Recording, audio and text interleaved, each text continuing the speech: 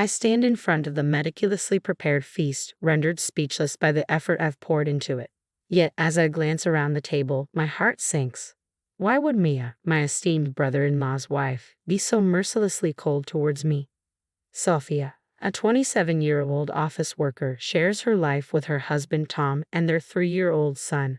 Tom, her senior by 4 years, and she initially embarked on a relationship rooted in professional dynamics. Their connection blossomed over shared drinks, leading to a romance that culminated in marriage just a year later. Now, nestled in their cozy home, they relish the joy of parenthood and the promise of a growing family. However, amidst this domestic bliss, a thorn emerges: Mia, the wife of Tom's brother Jack. Let me introduce you to Tom and Jack. Tom is Jack's elder brother by 10 years. Their father tragically passed away in an accident during their youth, leaving their mother, who had previously been a homemaker, deeply shaken. Despite her efforts to recover and return to work, she could only manage part-time hours, having previously dedicated herself to running the household. In response to the family's financial strain, Jack, then a college student, made the selfless decision to leave his studies and seek employment to support them. He declared, "I want Tom to have a proper college education," and tirelessly toiled without complaint. Thanks to Jack's sacrifices and some scholarships, Tom was able to attend college and secure a position at his current company. Jack beamed with pride when Tom and Sophia, his future wife, announced their engagement.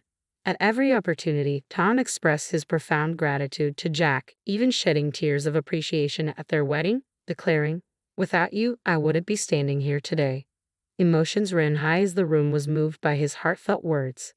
Jack never once displayed a hint of superiority towards Tom. He always approached life with generosity, warmth, and consideration towards both Tom and Sophia. However, after Sophia and Tom settled into their new home near Jack's family, Mia, Jack's wife, began making unsettling comments. She often remarked to Sophia, "You should be grateful to my husband." Jack's demanding job frequently kept him away on lengthy business trips and required him to work late into the night. On these occasions, Maya would invariably show up at Sophia and Tom's doorstep without warning.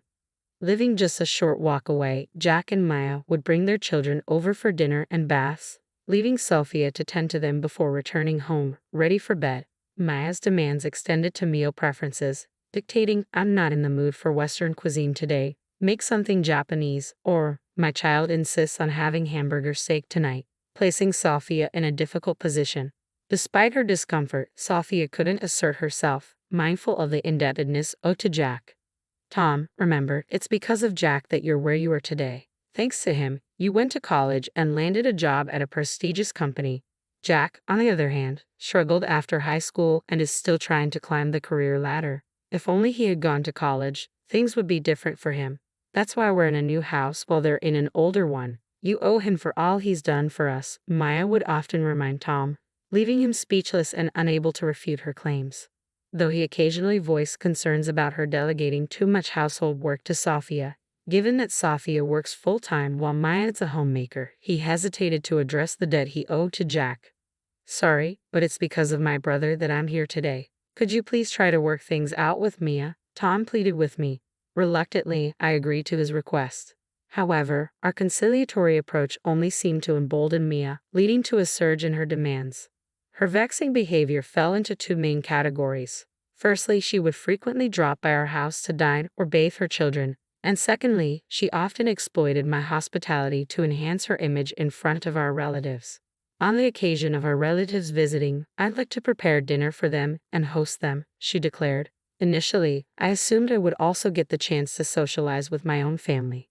Yet after I finished cooking, she promptly ushered me out, insisting, "Our relatives will be arriving soon, so it's best if you leave." Later, I overheard Mia and our relatives praising her culinary skills, crediting her with all the cooking. This scenario repeated itself each time Maya invited relatives over. I would cook, be sent home, foot the bill for ingredients, and Maya would take all the credit without even lifting a finger to help. Moreover, I was always tasked with arranging mid-year gifts and thank you presents for Jack's bosses and relatives who had supported him. These gifts were invariably sent under Maya's name, with her dictating instructions to me on what to do. At every family gathering, Jack's superiors and relatives would commend Mia for being such a devoted and accomplished wife, often telling me, You should learn from her, Sophia. I lost count of how many times I heard that refrain. I swallowed my frustration and calmly said, Tom and I are the ones preparing these gifts. We're willing to do it, but you need to cover the costs. We have our own obligations to send mid-year and year-end gifts, and it's becoming too expensive for us. Maya dismissed my concerns. That's nothing compared to what Jack sacrificed. He paid for your tuition and living expenses, Tom. Are you seriously complaining about the cost of a few gifts? She retorted. Turning to me, she accused, you know Jack gets praised because of the effort I put into these things. That's part of repaying Jack's kindness, isn't it? A wife who doesn't help her husband repay such a debt is the worst. Plus, it's I keep track of the timing for these gifts, you won't forget them either. Mia often exploited Jack's favor towards Tom to impose her demands on us. We were responsible for all seasonal letters, New Year's cards, and mid-year and year-end gifts. Whenever anything went wrong, she would say, Tom owes his success to Jack. As if it were a cliché, she would also say things like, you should consult us if you want to take on such tasks, without offering any guidance. I felt humiliated as I tallied up the expenses for each month and every event. Then came the breaking point.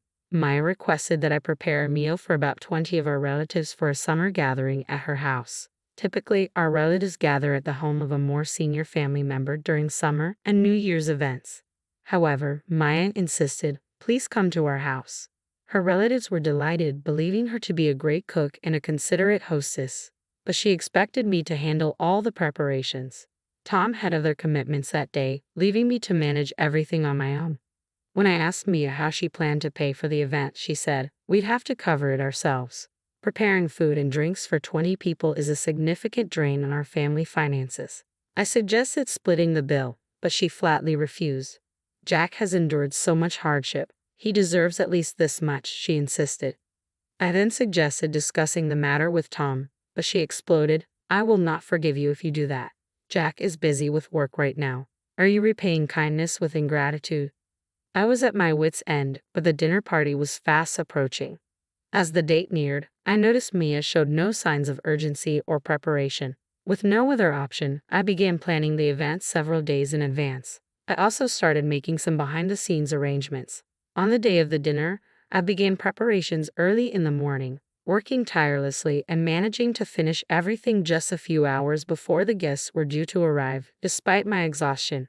After I finished all the preparations, Maya came to check on me. Maya, everything is ready. I believe the guests can arrive at any time now, I informed her. Glancing at the dishes on the table, Maya exclaimed, what are you doing? The main dish should be eel rice. You never mentioned eel rice, I replied, taken aback. You should have known that. This is so embarrassing. Our relatives are coming for the summer festival, and they'll think I can't even prepare eel rice. Order it right away. No, I've already prepared enough food for everyone, and the fish I bought is fresh. I'm not going to prepare a different dish now, I responded firmly. It has to be eel rice, Maya insisted, refusing to listen to my protests. She demanded we order a special batch for everyone, using our own money. When I asked her to cover the costs, she flatly refused. I couldn't take it any longer and voiced my frustrations. I reminded her that she always made me cook whenever she invited relatives over, that she came to our house daily when Jack was away, and that we handled all the mid-year and year-end gifts, including today's preparations. Maya countered with the usual talk about Jack's sacrifices. Fed up, I decided to reveal what I knew. Maya, you even had an affair with someone you met on a dating app, didn't you? You're a housewife, yet you leave so many responsibilities to me. I got curious and looked into it. Oh, so you know about that, she responded with a laugh, but I'm afraid you don't have any proof. Besides, I'm handling that situation just fine. By cooperating with me, you're essentially returning the favor. It's all part of the deal. Maya remained unfazed despite the revelation about her affair. Instead, she reiterated what Jack had done for Tom, saying, you will be repaying our family for the rest of your lives. At this point, I had reached my breaking point. I silently removed the food and started packing my belongings. I'm leaving. I will never return, I said firmly as I walked out.